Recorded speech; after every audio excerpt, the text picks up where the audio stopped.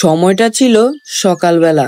এরকম একটি ফ্রেশ ওয়েদারে আমি আজকে কালেক্ট করলাম আমাদের জমির ফ্রেশ শাকসবজি। আর এটা একটি ছোটখাটো হারভেস্টিং ব্লগটা না টেনে সম্পূর্ণরূপে দেখার অনুরোধ রইল। সকাল 7:30 আমি পুকুর পাড়ের রাস্তা দিয়ে হাঁটা শুরু করলাম। গন্তব্যস্থলে চলে এসে একটি ভিডিও ফুটেজ নিয়ে নিলাম। তারপর এখানে 3-4টে বেগুন ছিল, সেগুলোকেও পেরে নিলাম। তারপর এরকম ফ্রেশ পালং শাক পেরে নিলাম। এদিক দিয়ে আবার ফ্রেশ লাল শাকও ছিল। এখানে একটি কুমড়ো ফুল ছিঁড়ে নিলাম। ভিডিওটা যদি ভালো লাগে চ্যানেলটাকে সাবস্ক্রাইব করে দিবেন। এইখানে আমরা কথা বলতে বলতে অনেকগুলো ডাঁটা শাক, লাল শাক এবং পালং শাক কালেক্ট করা হয়ে গেছে।